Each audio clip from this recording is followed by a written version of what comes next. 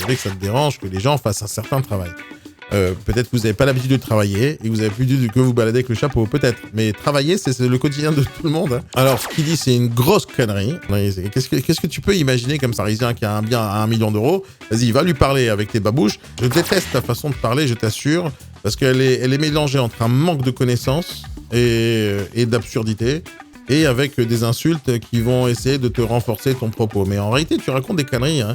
Plusieurs invités dans tes PMP, etc., que tu peux aller voir, parce que c'est à peu près ton âge où tu regardes ces émissions, et à un moment donné, il y a Castaldi là, qui raconte sa life et qui dit qu'il a tout perdu. Mais pourquoi il a tout perdu? Il était millionnaire, il gagnait beaucoup d'argent. Pourquoi il a tout perdu? Parce que c'est un abruti, parce qu'il ne sait pas acheter, il ne sait pas investir, parce qu'il s'est entouré des mauvaises personnes. Donc si vous n'êtes pas content de l'agent immobilier que vous avez rencontré, moi je ne comprends pas pourquoi vous restez avec lui. C'est-à-dire, si quelqu'un t'a présenté un bien, tu n'es pas content de son travail, n'achète rien chez lui. C'est ça la vie. C'est-à-dire, je vois pas pourquoi tu persistes à travailler avec un agent immobilier qui te présente un produit alors qu'il est nul. Coluche avait dit une phrase très puissante. Il a dit il suffirait que les gens n'achètent pas pour que ça se vende pas. On pense qu'il suffirait que les gens arrêtent de les acheter pour que ça se vende plus. Quelle misère. Ça va bien ça. Il faut savoir qu'un agent immobilier, et là, c'est une personne important. qui peut être remplacée, et je le dis souvent, par un lecteur MP3. Ok, alors ça c'est le passage qui m'a fait le plus rebondir quand je l'écoutais pour la première fois. Et là je vais te dire la vérité. Dans certains cas, tu as raison. Et ça fait partie des choses que j'essaye bien sûr de former les négociateurs qui sont en formation chez nous et les agents immobiliers, de justement pas donner cette impression. Quand tu dis, tu as l'impression qu'un agent immobilier peut être remplacé par un lecteur MP3, je vais te dire mieux mon cher ami. Moi, ce que tu es en train de décrire, c'est le moment de la visite. D'accord? Tu es en train de décrire le moment de la visite où toi, tu visites un appartement pour le louer ou pour l'acheter et tu as l'impression que l'agent immobilier, il sert à rien. Parce qu'il va... Les mauvais agents immobiliers, écoute-moi bien, ceux qui connaissent pas grand-chose à ce métier, les débutants, là, je te parle de tous les débutants et ceux qui connaissent pas très bien leur boulot. Hein. Et donc, ces gens-là, quand ils vont te faire une visite pour acheter un bien ou pour le louer, ils vont essayer de te décrire toutes les pièces. Donc, ils vont te dire, ça, c'est les toilettes, ça, c'est la cuisine, ça, c'est la terrasse, ça, c'est la chambre à coucher. Ah, attention, ça, c'est un mur porteur. Oh, ça, c'est là-dessus, c'est une chambre pour pouvoir faire votre bureau. Donc, les débutants font ça. Ils essayent de décrire les pièces comme si que les acheteurs, c'était des abrutis et qu'ils habitaient dans une tente. C'est vrai, il y en a beaucoup qui font ça parce qu'ils sont débutants. Donc, moi, je vous conseille à tous les particuliers que vous en rencontrez ce genre de personnes, c'est pas qu'ils sont cons, hein, ils sont juste débutants. Mais par contre, les débutants, je vais vous donner la leçon, là, maintenant, tout de suite. Je vais vous apprendre à faire une visite comme il le faut, sans passer pour un abruti fini, d'accord? Première chose, c'est vrai, t'as pas besoin de décrire les pièces. Donc, lui, là, quand il nous vanne là, sur le fait qu'on pourrait être remplacé par un lecteur MP3, parce qu'il a entendu tellement, ou il a entendu parler que les négociateurs ou les agents immobiliers, ils font des visites comme ça, ils expliquent.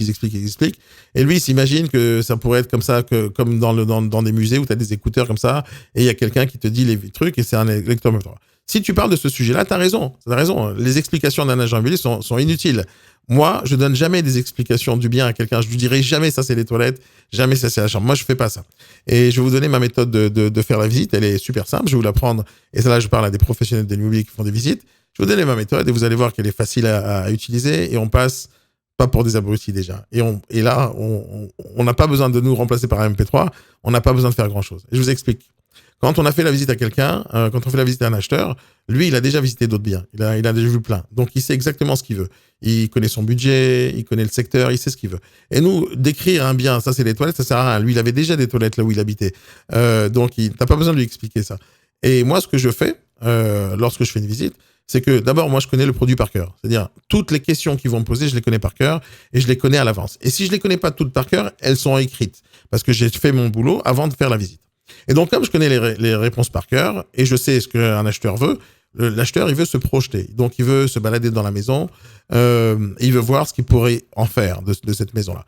Et moi, je pense réellement, parce que ça fait quand même 20 ans que je fais ça, je pense réellement qu'à chaque fois qu'un négociateur immobilier ou un agent immobilier parle pendant la visite, il est en train de gâcher la fréquence. Enfin, il est en train d'interférer entre ce que l'acheteur est en train de penser, déjà en train de vivre à l'intérieur du bien, et les pensées de l'agent immobilier. Donc, mon premier conseil à tous les agents immobiliers qui font des visites, lorsque vous rentrez dans l'appartement faire la visite, alors vous parlez avec les gens avant, bien sûr. Lorsque vous avez pris le rendez-vous, en bas de l'immeuble, dans les escaliers, ça, vous pouvez parler un tout petit peu, small talk. Et une fois que vous arrivez dans l'appartement, vous faites un truc super simple. Vous ouvrez la porte et vous dites à l'acheteur ou au locataire, faites comme chez vous. Si vous avez des questions, je suis juste là. Et ça, c'est exactement ce que je fais. Donc, quand je fais la visite, je laisse les gens se balader dans l'appartement et je regarde ce qu'ils font. Mais je n'interfère pas. Je regarde ce qu'ils font et je regarde comment ils se ressentent, comment ils voient la vue, comment ils voient la cuisine, s'ils sont contents de la voir, s'ils sont pas contents, s'ils critiquent ou pas. Donc, je m'intéresse à ce qu'ils sont en train de faire lors de la visite, mais je les ai bien prévenus au départ. Si vous avez des questions, je suis juste là. C'est-à-dire que pendant la visite, je fais rien. Et donc, si toi, tu étais venu en visite avec moi, tu m'aurais dit, mais tu m'aurais critiqué, tu m'aurais dit, mais il a rien fait. Non, c'est pas vrai. Parce qu'au moment où je suis venu en visite, moi, j'ai déjà préparé l'appartement avant que tu arrives. Donc, j'ai préparé l'appartement et moi, ma méthode, c'est que ce que tu dis en lecteur MP3, je le fais pas en MP3, je le fais en PDF. Donc, j'accroche sur chacune des pièces les informations techniques de la pièce. C'est-à-dire que j'ai même pas besoin de les prononcer.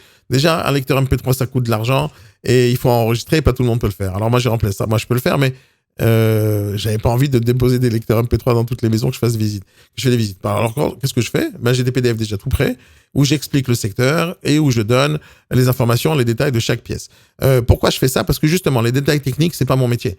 Je peux les connaître par cœur, je peux les écrire dans une fiche, mais ça reste des détails techniques. Les gens, ils n'ont pas besoin de moi pour des détails techniques. Je peux leur donner un PDF, une brochure, regardez les pièces, si ça vous plaît, etc. Je peux leur donner le plan, je peux leur donner plein de choses, mais ils n'ont pas besoin de ça de moi, parce que j'ai pas fabriqué le bien. Et je peux pas savoir exactement comment ils vont se sentir à l'intérieur, s'ils vont être confortables ou pas. Eux, ils savent ce qu'ils veulent. Mon boulot, moi, c'est pas de dire ça, c'est les toilettes, etc. Mon boulot, c'est pas ça. Mon boulot, c'est de vérifier en amont que cet acheteur qui va venir visiter, il a réellement le financement avant de venir visiter le bien ou pendant qu'il visite. C'est-à-dire que lorsqu'il fait une visite, pour moi, c'est le moment où je lui présente le produit pour la première fois et lui, il voit le produit pour la première fois qui est peut-être son futur logement. Moi, j'ai pas besoin de lui expliquer ça fait 12 mètres carrés, je l'affiche sur une fiche. Par contre, il va me poser des questions. Par exemple, il va me poser des questions qu'il a en tête maintenant, comment il est le voisinage, comment sont les voisins, comment est le quartier, est-ce que c'est sécurisé ou pas, il est où le premier bureau de poste. Même ça, j'ai préparé la chose en lui donnant des informations sur le secteur, excusez-moi. Même ça, j'ai préparé mes devoirs et j'ai donné des informations sur le secteur, mais un acheteur, lui, quand il achète un bien à 400 000 euros, il va s'engager sur 15 ans, 20 ans, 25 ans, 30 ans. Il va s'engager sur longtemps. Et c'est un énorme risque pour lui. Et donc, il n'a pas besoin d'avoir des réponses techniques de ma part. Il a besoin d'avoir de la sérénité de ma part, des garanties que ça va bien se passer, des garanties qu'il va acheter exactement ce qu'il a envie d'acheter. C'est-à-dire que l'idée de passer par un professionnel, c'est que le professionnel est censé lui dire la vérité sur ce qu'il est en train d'acheter. Par exemple, moi, j'ai déjà vendu des biens totalement délabrés, avec des trous à l'intérieur du salon, mais je vendais ça à des gens qui ont envie de faire des travaux. Et donc, quand quelqu'un vient et je lui montre un truc avec des trous, toi, tu pourrais me dire, hey, quel genre d'agent immobilier il vend des trucs avec des trous? Non, parce que je vends à des investisseurs qui voudraient réparer ce truc-là et vendre plus cher plus tard. Et donc, quand je vends en l'état, je vends en l'état. Et donc, un agent immobilier, il vend le bien en l'état tout le temps. C'est-à-dire que nous, on présente le bien de quelqu'un, d'un propriétaire, et on te le présente. À toi de voir si tu as envie de l'acheter ou pas. Maintenant, nous, on n'est pas propriétaire, on l'a pas construit. Donc, on n'est pas fautif de la décoration ou quoi que ce soit. Nous, on présente le produit. Et ce qu'on va faire pour toi en tant qu'acheteur lorsque tu viens visiter, on va te garantir que ce que tu vois, c'est exactement ce que tu reçois. C'est-à-dire que si jamais il y a des problèmes sur ce bien, il y a des problèmes dans le futur, il y a des trucs, nous, on va t'alerter là-dessus. Maintenant, on va t'alerter comme on pourrait juste t'informer. Parce que si tu es un marchand de biens et que tu vois qu'il y a une fissure dans l'immeuble et que ça te dit de l'acheter pour le casser et en faire un autre, je te le dirais aussi parce que ça t'intéresserait de savoir ça. Maintenant, en général, on vend pas des trucs cassés déjà. Mais d'une manière générale, on est l'intermédiaire. Donc, on présente ce qu'on voit, nous, et ce qu'on sait. D'accord? C'est ce qu'on fait pour l'acheteur. Et l'acheteur, lui, on va l'aider aussi à trouver son financement. On va l'aider à négocier parce que lui, il va venir voir un bien qui peut-être est au-dessus de ses moyens, mais il va nous faire une offre et on va devoir négocier. Notre vrai travail avec l'acheteur, c'est d'un côté l'aider à trouver le financement, lui présenter les biens qui lui plaisent, lui dire la vérité et le protéger lorsqu'il achète par notre biais. Parce qu'encore une fois, on a des garanties, nous, en tant qu'agent immobilier. Et si on fait une erreur et que l'acheteur, il a fait une erreur en achetant par nous parce qu'il y a eu un problème avec le propriétaire qui nous a menti, imaginons, eh ben nous, on a des garanties et on est capable de faire des choses pour garantir vraiment l'acheteur qui achète. Et donc, nous, vis-à-vis du propriétaire, on va vérifier le financement de l'acheteur. Comme ça, on ne fait pas des visites pour rien et on ne fait pas des compromis avec des gens qui ne peuvent pas se payer. Donc, nous, on fait un certain travail pour protéger le vendeur qui vend et on fait un certain travail pour protéger l'acheteur qui achète. Donc, ça, c'est quelque chose d'important. MP3 avec... Alors, quand tu fais je me rappelle le sujet. Alors, quand tu dis que pendant la visite, on sert à rien, je suis d'accord avec toi parce qu'on sert à rien, c'est pour répondre aux questions techniques. Là-dessus, tu as 100% raison. Moi, j'ai pas besoin de répondre aux questions techniques. Par contre, on sert énormément lorsqu'on va rassurer l'acheteur si c'est une bonne affaire ou pas une bonne affaire. Parce que c'est des questions qu'ils nous posent. Est-ce que si j'achète aujourd'hui, est-ce que je peux le revendre demain? Est-ce que c'est un bon investissement? Etc. Plein de questions ils nous posent. Eux, ils sont pas censés connaître tout le marché immobilier. Moi, oui. Donc, je suis l'expert. Donc, il est censé me poser des questions qui sont liées à son investissement, à son risque, etc. Et c'est là-bas qu'on intervient. Et c'est ça notre boulot. Maintenant, l'acheteur, lui, il vient visiter le bien pour la première fois. Mais d'où il vient ce bien? Ce bien, le négociateur, il est parti le chercher. Et là, on va en parler tout à l'heure aussi, mais la petite parenthèse maintenant, c'est que le bien, quand on le fait visiter, il n'est pas venu comme ça. C'est pas un gars qui m'appelle et dit « Bonjour, monsieur Nadjar, tiens, je veux vendre mon bien, vous pouvez venir ?» Non, d'abord, c'est pas comme ça que ça marche, parce que les propriétaires aujourd'hui, ça c'est la petite parenthèse la plus importante, c'est que les propriétaires aujourd'hui, c'est pas comme avant, les propriétaires aujourd'hui, ils ont le bon coin. Et donc, il y a beaucoup de propriétaires qui décident de vendre tout seuls leurs biens. Ça veut pas dire qu'ils y arrivent, ça veut pas dire que ça marche pas. C'est que ça serait mieux avec des professionnels. Et parce qu'il y a plein de détails, je vais essayer d'expliquer ça dans cette vidéo, justement. Et donc, quand un négociateur a un bien à vendre, il s'est battu comme un malade mental pour avoir ce bien à la vente. Donc, on a démarché des vendeurs qui vendaient déjà seuls sur le bon coin des fois, et on leur dit, on va s'occuper de vous. Donc, nous, c'est du démarchage qui va se passer au téléphone, qui des fois prend des jours et des jours et des heures de appeler des gens qui nous raccrochonnaient, etc. Donc, ça prend du temps à trouver quelqu'un qui vend jusqu'au moment où on va aller au rendez-vous. Donc, on se déplace, on dépense de l'argent, de l'essence, du temps. On va faire le rendez-vous. Des fois, on signe pas. Donc, il y a énormément de ratés dans notre métier. C'est-à-dire, ce que tu vois en ligne des biens à la vente, c'est des fois le fruit de 2 semaines, 3 semaines, 4 semaines de prospection avec quelques autres mandats qui ont sauté, qui ne marchent plus. Et au final, c'est celui-là qui va fonctionner, c'est celui-là sur lequel on va peut-être gagner de l'argent. Et donc, quand tu vois un bien et tu viens faire la visite, tu crois que le bien, il a été créé maintenant ou il a été trouvé maintenant? Non, des fois, c'est des semaines et des semaines de travail. Alors, moi, ce que je te dis là maintenant, c'est, j'essaie de t'expliquer notre travail derrière, mais de l'autre côté, l'agent immobilier, là, je vais vous faire un reproche maintenant. Comment c'est possible que moi, je sois obligé d'expliquer aux gens votre métier? C'est-à-dire que normalement, on devrait savoir que vous devez prospecter longtemps pour avoir un bien. On devrait le savoir. La raison pour laquelle ils nous dénigrent, eux et beaucoup de gens, bien sûr, il n'y a pas qu'eux qui nous dénigrent. Ce sont 3 petits jeunes qui essayent de se faire connaître, donc j'ai rien contre eux. Mais les agents, les particuliers sur le bon coin, ils ont tous mis agent s'abstenir, n'oubliez pas. Ils ont tous marqué ne venez pas, ne venez pas, ne venez pas. Et donc, nous, on y va quand même. Pourquoi on y va quand même? Parce que c'est comme ça qu'on gagne notre vie. En trouvant des produits à vendre, parce qu'on veut satisfaire nos acheteurs qui ont envie d'acheter des biens. Donc, nous, on est des intermédiaires qui répondons aux services et aux besoins des gens. Alors, c'est quoi les besoins des gens? Un acheteur, il veut acheter. Un acheteur, il va acheter, c'est certain, ouais, mais il va acheter au bon prix aussi. Il va acheter dans le bon endroit. Maintenant, des fois, il n'a pas le temps, l'acheteur. Ça peut être toi, l'acheteur, ça peut être moi, l'acheteur. Et des fois, on n'a pas le temps parce qu'on travaille. Donc, acheter un bien, c'est difficile. Surtout quand on veut être investisseur, c'est difficile parce qu'il faut chercher longtemps la bonne opportunité. Et quand on se décide, lorsqu'on se décide d'acheter, on a encore un frein. Et le frein, c'est quoi? C'est la banque. Des fois, ils vont nous payer, ils vont nous prêter, des fois, ils nous prêtent pas. Donc, on a énormément de stress en tant qu'acheteur. Et nous, on est là pour justement défendre. Mais après, il y a le vendeur, lui. Lui, le vendeur, on le présente aussi en présentant son bien aux autres. Donc, on doit s'en occuper, d'abord le prospecter, le démarcher, le mettre en avant sur des annonces immobilières qu'on paye. On va répondre au téléphone à des acheteurs. Il y en a des centaines qui nous appellent. Il y en a 2, 3 qui vont venir en visite. Donc, il y a un travail qui se fait en amont qui est totalement caché. C'est exactement le travail d'un restaurateur. Par exemple, quand tu vas manger une pizza, toi, tu pars du principe que la pizza, quand elle arrive à ton assiette, elle était déjà comme ça. Si tu pars de ce principe-là, bon, tu te trompes sur la vie. Mais la pizza, elle n'est pas arrivée comme ça. La pizza, à la base, c'est de la pâte qu'il faut aller fabriquer. Après, de la tomate qu'il fallait acheter chez quelqu'un. Après, de la viande qu'il fallait acheter chez quelqu'un d'autre. Après, il fallait embaucher le cuistot. Après, il fallait que le cuistot apprenne à faire la pizza. Et après, le mec qui fait la pizza, il te la fait au moment où tu commandes toi. Et au moment où tu commandes toi, il y a un serveur qui arrive et qui te la porte. Et à ce moment, la pizza elle arrive à ta table. Donc, si jamais tu dis, wow, 14 € la pizza, c'est un peu de l'arnaque. Ouais, ben à ce moment-là, tu comptes pas le fait que toi, tu vas dire, la pizza, c'est 14 €, mais c'est que de la farine avec de la tomate. Ça devrait coûter 2 €. Oui, ça devrait coûter si c'est toi qui la fabrique tout seul. Mais comme il y a quelqu'un qui a fabriqué ça pour toi, donc tu pars du principe que 15 € c'est bien parce qu'il y a le salarié, il y a le cuistot, il y a le chef, il y a le patron du restaurant, il y a le loyer. Donc tu comprends ça. Maintenant, quand tu vois des agents immobiliers, tu comprends pas. Tu comprends pas parce que tu penses que le bien il est apparu comme ça, comme la pizza, et tu penses que y a personne qui a fait aucun travail avant que tu arrives dans l'appartement. Si, il y a plein de gens qui ont fait du boulot. Déjà, il y a des fois des photographes qui ont travaillé derrière le bien pour le mettre en annonce. Il y a le négociateur qui a démarché énormément d'heures pour pouvoir avoir un rendez-vous. Ce même négociateur qui s'est baladé dans plein de rendez-vous, il a raté plusieurs rendez-vous, donc à la fin il en a eu un parce qu'il est débutant ou parce qu'il est mauvais, mais ça change rien, il a travaillé très dur.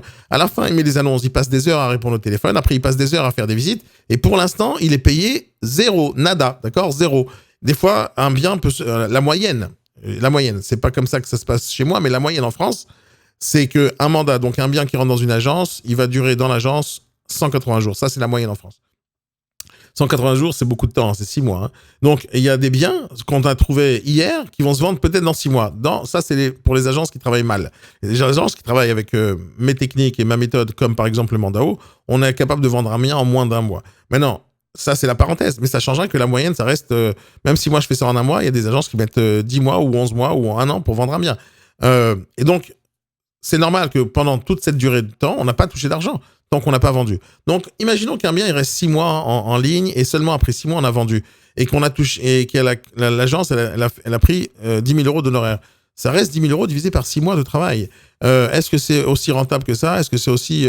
on devient aussi riche que ça quand on a travaillé? Donc, bien sûr, il ne faut pas faire une vente, il faut en faire plusieurs. Mais voilà, l'idée, c'est que quand tu viens visiter un bien, et que nous, les négociateurs, on vient faire la visite du bien pour toi, déjà, on s'est déplacé pour toi. Déjà, rien que ça, déjà, il faut dire merci. Parce que tu aurais peut-être voulu que personne ne vienne. Et tout à l'heure, tu as critiqué ton pote, là, qui a loué un bien parce qu'il y avait un code. Donc, qu'est-ce que tu aurais préféré? Qu'on vienne pas au rendez-vous et qu'on te mette un code et t'envoie un code et que tu rentres dans l'appart tout seul? Oui, c'est possible de faire ça. Je t'assure que c'est possible et d'ailleurs, c'est ce que je préconise. Les visites, en fait, en réalité, on sert à rien. On sert à rien pour la visite, attention. On sert à rien pour la visite. Moi, je laisse les gens se balader. Mais on sert au moment où les gens, ils ont des vraies questions compliquées, des vraies questions sur du juridique. Alors, des fois, il y a des... Toi, tu prends pas ça en compte, hein, mais des fois, il y a des acheteurs qui viennent pour investir, mais des fois, c'est des particuliers qui viennent pour acheter pour la première fois. C'est leur premier achat. Ils savent pas ce que c'est qu'un crédit, ils savent pas ce que c'est qu'un notaire. Ils savent rien du tout. Donc, on passe énormément de temps à expliquer en tête à tête les choses. Et voilà, la petite parenthèse pour critiquer les agents immobiliers, c'est qu'au lieu d'accepter ce que je suis en train de dire, c'est-à-dire qu'on passe énormément de temps en tête à tête avec les gens, on leur explique des choses. Là, c'est ce que vous faites et je sais très bien et vous êtes fiers de ça. Le problème, c'est qu'il n'y a personne qui le voit, ça. Personne ne voit que vous passez des heures et des heures à expliquer des choses aux gens. Vous savez pourquoi personne ne le voit? Parce que vous communiquez pas, ni sur les réseaux sociaux, ni nulle part d'ailleurs. Et personne ne sait ce que vous faites. Aujourd'hui, il suffit de taper Daniel Nadjar sur Google, Daniel Nadjar sur TikTok, Instagram, podcast, n'importe quoi, et vous saurez exactement ce que je fais. Y compris dans mon métier d'agent immobilier, etc. Vous saurez exactement ce que je fais. Alors que moi, si je cherche votre nom et votre prénom, on trouve rien. Et c'est normal que ces gens-là nous critiquent parce qu'ils savent pas ce qu'on fait en fait. Ils n'en ont aucune idée. Pourtant, on travaille très très dur, mais on travaille en cachette, exactement comme un cuistot. Quand tu rentres dans un bon restaurant qui va te vendre l'entrecôte à 35 euros, et ben quand tu rentres dans ce restaurant, tu vois pas le chef. Hein. Le chef, il est dans sa cuisine, tu le vois pas bosser. Et donc, les agents immobiliers, c'est la même chose. On fait beaucoup de choses en back-office que tu ne vois pas du tout. Maintenant, moi, ce que je reproche aux agents immobiliers, c'est justement de montrer ça aux autres. Comme ça, ils arrêtent de dire des conneries et qu'ils comprennent justement ce qu'on fait. Parce que le back-office, il est tellement important et il prend tellement de temps et c'est tellement difficile. Moi, chaque négociateur qui rentre en formation chez moi, je l'avertis que ce métier va prendre 2 ans pour l'apprendre. Moi, j'ai mis 15 ans pour l'apprendre. Mais j'ai mis 15 ans parce que personne ne m'avait formé. Et donc, j'ai appris sur le tas. Et ces 15 ans plus tard, je me suis dit, c'est bon, je suis pas professionnel. Mais la majorité des négociateurs, aujourd'hui, grâce à notre école, ils ont la formation tous les jours. Et en 2 ans, ils ont fini le parcours s'ils ont travaillé comme il le faut. Mais c'est 2 ans quand même. C'est-à-dire, déjà, juste cet aspect-là de dire il faut 2 ans pour apprendre ce métier, même si on l'apprend en temps réel, ça reste 2 ans quand même. Et donc, quand tu arrives en plein milieu ou au début de la carrière de quelqu'un, tu peux dire il est mauvais. Mais il lui faudra 2 ans. Et pendant ce temps-là, il doit travailler, gagner sa vie et manger. Et quand tu es à la commission, donc à quel moment tu vas mettre du temps pour de la formation en sachant que peut-être que le résultat de la formation va pas t'amener du résultat tout de suite. Et tu as besoin de payer le loyer. Donc, il y a une partie dans ce métier que vous comprenez pas et que vous en avez peut-être rien à faire et c'est tout à fait normal quand on est des clients. C'est que la majorité des merdes que vous critiquez de merde, ce sont des agents commerciaux, des indépendants qui sont à la commission. C'est-à-dire qu'à la fin du mois, ils touchent pas d'argent s'ils n'ont pas vendu. Donc, ils se battent réellement. Et ils sont comme vous en réalité. Et donc, les dénigrer comme ça, c'est pas bon parce que vous connaissez pas. Mais ça, c'est pas de votre faute. Vous sachiez pas ce qu'on fait. C'est la faute des agents immobiliers qui communiquent pas assez sur ce qu'ils font. Détection de mouvement. Oui. Tu rentres dans une pièce, le lecteur MP3 te dit « Le salon est exposé plein sud, il fait 13 mètres carrés. » Et c'est tout. Je n'ai besoin que de ça. Mais surtout que... Oui, encore une fois, là, je finis le sujet, la parenthèse. T'as raison, si on parle de la visite. Il n'y a pas besoin de faire ça. Encore une fois, moi, je fais ça avec des fichiers PDF. Ceux qui écoutent cette vidéo et vous aurez bien voulu voir le modèle de PDF dont je vous parle, envoyez-moi un mail à contact@ibsformation.com ou allez sur notre site ou allez sur mon compte Instagram ou n'importe où ou en commentaire sous la vidéo YouTube et vous me demandez le truc et je vous le posterai, je vous l'enverrai et vous verrez comment je travaille quand je fais des visites. C'est-à-dire que j'explique rien en termes de détails techniques. Et c'est vrai que ça, je pourrais le remplacer un lecteur MP3, c'est vrai. Mais, encore une fois, la suite, elle est importante parce qu'il n'y a pas que la visite dans notre métier. Que l'immobilier, enfin l'agent immobilier, c'est le seul gars qui vend un truc où, y a pas, où le besoin est plus fort que la vente. Genre, dans tous les cas, il faut qu'on se loge. Donc lui, il est là, on va te donner un appart. Mais Alors, bravo, jeune homme. Je suis content je crois que tu as 25 ans, 30 ans, je pense. C'est bien qu'à 30 ans, tu viens de découvrir un truc qui s'appelle les besoins primaires, comme la pyramide de Maslow, que vous connaissez peut-être tous. La pyramide de Maslow, c'est déjà une base psychologique très importante dans le monde du travail, dans le monde de la psychologie humaine déjà. L'échelle de Maslow, je vais vous le montrer à l'écran tout de suite. 2 secondes. Alors, on va parler de la pyramide de Maslow pour ceux qui ne connaissent pas. Alors, quand vous voyez mon écran, là, vous voyez la pyramide de Maslow. C'est un gars qui s'appelle Maslow, je crois qu'il était dans les années 1800, qu'il a écrit un bouquin là-dessus. Donc, il a décrit pour les humains, pour toute l'humanité, quels sont les besoins que nous avons de manière générale. Donc, la pyramide de Maslow, c'est ça. Donc, ça va en montant. Donc, la première base, c'est les besoins physiologiques. Boire, manger, dormir, se reproduire, etc. Ça, c'est ce que n'importe quel être humain a besoin de base. C'est-à-dire, on est obligé de boire, manger, dormir. Donc, quand tu as ce besoin-là, alors comment on utilise ça, par exemple, dans le management, ou comment on utilise ça dans la vie de tous les jours avec des gens, c'est que quand tu sais que quelqu'un en face de toi, il a besoin de boire ou manger, et tu veux l'embaucher, il faut que tu lui promettes qu'il pourra boire et manger. C'est-à-dire, si jamais tu lui donnes pas ça, ben, il pourra pas bosser chez toi, par exemple. Si quelqu'un a vraiment des besoins comme ça, il les a pas, il va être ravagé. Il peut pas vivre. Quelqu'un qui n'a pas les besoins de base, boire, manger, aller aux toilettes, etc., s'il a pas ça, il peut pas vivre. Donc, ça, c'est la base pour n'importe quel être humain. Maintenant, au-dessus de cette base, c'est pas suffisant pour vivre. Quand on est juste à ce niveau-là, on est ou un enfant et on est chez ses parents, ou on est SDF. Quand on n'a pas ce besoin-là, c'est-à-dire on n'a rien dans notre vie. Donc, on a ça, on a besoin de ça tout le temps. Au-dessus de ça, il y a la sécurité. Donc, une fois qu'on a les besoins, on a assouvi les besoins physiologiques, excusez-moi, on a besoin d'un toit, d'un salaire et d'une protection. C'est exactement la critique que tu viens de donner. Je fais, ils sont dans un métier où le besoin est plus important que... c'est-à-dire, le besoin de la personne de se loger est très important. Mais oui, c'est vrai, parce que c'est la base de l'humanité, mon cher ami. C'est la base, je viens t'apprendre un truc, la pyramide de Maslow. Ok, c'est la base. On doit manger et après, on va chercher un toit où habiter. Ça, c'est la base chez tout le monde. Et c'est pour ça que ce métier est si génial. C'est pour ça qu'il y a beaucoup de gens qui ont envie de travailler dans ce métier, parce que c'est justement un besoin primaire chez nous de se loger. C'est obligatoire. Au-dessus de ça, une fois qu'on s'est logé, on a la sécurité, on a le salaire. Au-dessus de ça, on a envie de monter. Donc, on veut avoir une femme, une copine, une famille, des enfants, appartenir à une certaine communauté. Ça, c'est l'étape numéro 3. Tout ce qui a rapport avec l'amour. Après, il y a la reconnaissance. La reconnaissance, une fois que j'ai tout ce qu'il faut dans ma vie, dans ma famille, etc., moi, je veux que les gens me disent « Ah, franchement, génial, merci d'être arrivé aussi haut ». On a envie de ça, de la réussite, de la confiance, le respect des gens, etc., ce qu'on veut. Et une fois qu'on a eu déjà tout ça, hop, on va aller au-dessus de ça. On veut dire « C'est bon, je suis l'être humain que j'ai voulu être toute ma vie, je me suis battu ». Dernièrement, moi, j'ai rajouté 2 petits niveaux juste au-dessus. Parce qu'on a ce principe-là des besoins primaires qui est boire, manger, dormir. Je pense que dans l'époque dans laquelle on vit, je crois qu'on a besoin de 2 choses différentes en plus. Je pense qu'on a besoin de Wi-Fi en premier d'abord et la batterie. Mon fils, quand on va quelque part, il se balade avec son téléphone et s'il n'a pas de batterie, il me fait la misère. Et la même chose pour le Wi-Fi. Donc, je pense que vraiment les besoins primaires aujourd'hui se sont accentués là-dessus. Parce que je vois, c'est comme ça dans la vie. Les gens ne peuvent pas se passer de leur téléphone portable, y compris moi pour le travail. Mais dans la vie perso, je peux m'en passer. Mais il y a des gens qui ne peuvent pas s'en passer, ne peuvent pas vivre sans les réseaux sociaux, sans parler à quelqu'un d'autre qu'ils ne connaissent pas, etc.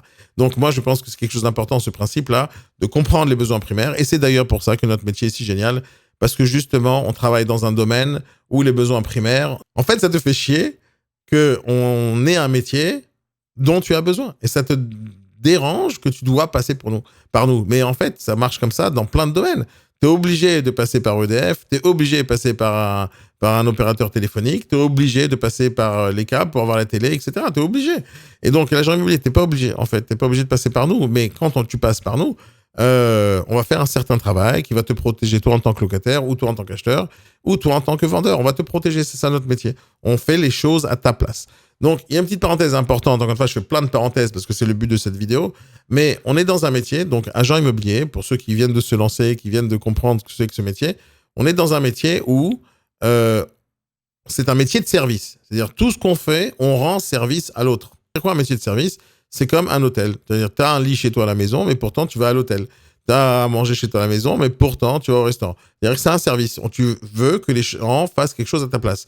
Et c'est normal que si quelqu'un fait quelque chose à ta place, il gagne de l'argent. Et donc, l'acheteur, lui, on fait quelque chose à sa place, on lui a trouvé son bien, On a vérifié son financement, on lui a présenté son dossier au vendeur pour qu'il puisse l'accepter, on a négocié pour lui, on l'a protégé pendant tout le long, on l'a rassuré pendant tout le long, on l'a accompagné pendant tout le long parce qu'il y avait énormément de parties, il y a une énorme partie juridique dans notre métier que vous ne connaissez pas, c'est normal, vous ne connaissez pas notre métier, c'est pas important que vous ne connaissez pas notre métier, mais il y a une grosse partie juridique à l'intérieur parce qu'on signe des contrats dans tous les sens, on signe un contrat avec l'acheteur, on signe un contrat avec le vendeur, on signe un contrat avec le notaire, on signe un contrat avec l'agence, on signe que des contrats et tout est juridique. Et donc, les questions que les gens ont sont des questions compliquées. Et on doit y répondre tout le temps. Donc, seulement pour pouvoir répondre à une question compliquée, il faut avoir fait des études avant, mon cher ami. Donc, c'est pour ça que la formation est très importante dans notre métier. Et le temps de formation, tu le comptes pas, toi. Tu le comptabilises pas dans ta tête. Comme quoi, on doit savoir des choses pour pouvoir rendre un service professionnel à des gens. On continue sur la vidéo. Il y a TikTok pas chez Non, toi mais pour te attends. vendre un aspirateur. Mais ça, c'est à Paris. Parce qu'à Paris, il y a très peu de... En fait, ce qui est marrant, c'est qu'ils sont pas contents du fait qu'ils doivent payer quelque chose qu'ils aient besoin. Donc moi, ces gens-là, j'ai l'impression qu'ils vont jamais à la boulangerie parce qu'ils veulent pas acheter une baguette parce qu'ils ont envie de manger une baguette. C'est normal, mon cher ami, à chaque fois qu'il y a un besoin quelque part dans le monde, il y a quelqu'un qui va combler ce manque grâce à un service qu'il va vendre. Je suis désolé que ça te dérange que les gens fassent un certain travail. Peut-être que vous n'avez pas l'habitude de travailler et que vous avez plus l'habitude que vous baladez avec le chapeau, peut-être. Mais travailler, c'est le quotidien de tout le monde. Hein. Donc allez travailler. Parce qu'à Paris, il y a très peu de compétences nécessaires parce que tu as effectivement besoin d'un toit. Oui. Ouais. Alors, ce qu'il dit, c'est une grosse connerie, parce que c'est la même chose dans toute la France. N'importe quelle personne, encore une fois, c'est la pyramide de Maslow, la chose la plus basique qu'on étudie hein, dans la vie. Hein, mais tout le monde a besoin d'un toit. C'est pas qu'à Paris, mon cher ami. La différence entre Paris et n'importe quelle autre région en France, c'est que c'est moins dense. C'est-à-dire Paris, c'est quand même le centre du pays, c'est la capitale. Et donc, le business est là-bas. Il y a la Défense où il y a beaucoup de business. Il y a les Champs-Élysées où il y a beaucoup de business. Il y a plein de bureaux à Paris.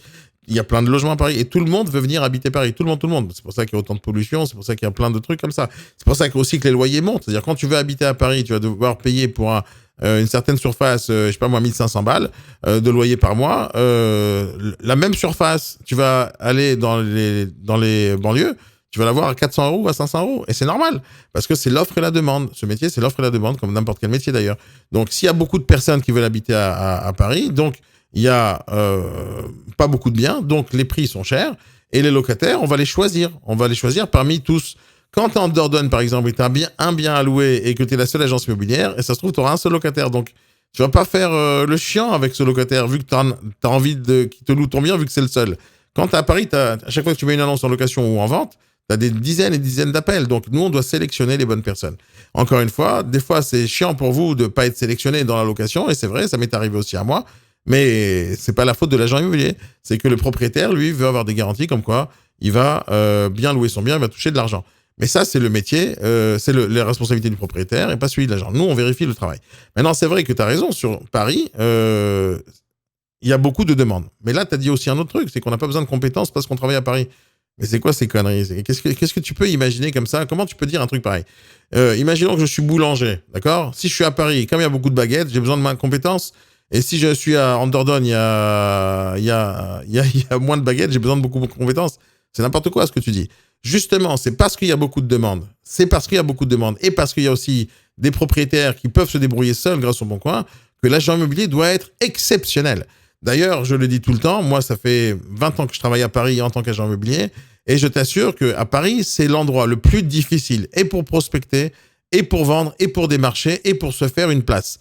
Pourquoi? Parce qu'il y a énormément de concurrence qui est très forte, hein, parce que justement, c'est l'endroit où il y a le plus de demandes, avec les prix les plus chers, et donc c'est normal qu'il faut avoir beaucoup plus de compétences. Donc non, au contraire, tu te trompes totalement, parce que Paris, c'est un endroit qui est très dense, avec des besoins énormes, avec des prix très élevés, et tu dois avoir beaucoup de compétences pour pouvoir travailler avec un propriétaire déjà parisien qui a un bien à 1 million d'euros. Vas-y, va lui parler avec tes babouches et tu peux pas le faire ou avec ton manque de connaissances ou parce que tu sais pas parler français ou parce que t'as pas fait 1 heure de formation. Tu peux pas faire ça. Les propriétaires à Paris sont très exigeants parce que justement, il y a plein d'agences immobilières. Et comme il y a plein d'agences immobilières parce qu'il y a beaucoup de business, donc il y a que les bons qui réussissent, que les bons. Et au final, il y a que des bons à Paris. En fait, c'est des gens qui ont justement beaucoup de compétences. Après, quand quelqu'un est tellement bon qui fait que tu as l'air que c'est facile, ça, c'est parce qu'il est bon. C'est comme quand tu vois Tom Cruise faire comme s'il montait sur les montagnes avec un doigt, tu as l'impression qu'il le fait vraiment, mais il le fait pas vraiment. Alors, des fois, oui, il fait des cascades, mais il n'est pas vraiment dans une montagne, il est dans un studio avec un fond vert. Donc, ce que tu vois de l'extérieur, c'est pas spécialement la vérité. Donc en fait, et tu sais que si c'est pas toi, c'est quelqu'un d'autre qui le trouvera. Donc il y a pas de compétence même de VRP. Gars ne va pas te vendre, t'embellir l'endroit. C'est un peu. Lui, ce que tu dis, c'est des conneries. Je t'assure que c'est des conneries parce que tu dis VRP avec un ton comme quoi c'était de la merde d'être VRP. Je déteste ta façon de parler, je t'assure, parce qu'elle est mélangée entre un manque de connaissances et d'absurdité, et avec des insultes qui vont essayer de te renforcer ton propos. Mais en réalité, tu racontes des conneries. Alors, cette vidéo t'a plu? C'est quoi faire maintenant?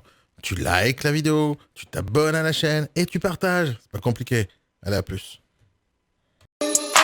Capiche Radio, ay, so dedicated. Help with business development, and it's so amazing. Capiche Radio, ay, this is what you need in helping entrepreneurs and motivational speaking. Yeah, you wanna grow your business, make some money, and I understand you. Well, I got the best coach, that's my homie Daniel. Capiche, the best motivational radio station in the world. Capiche?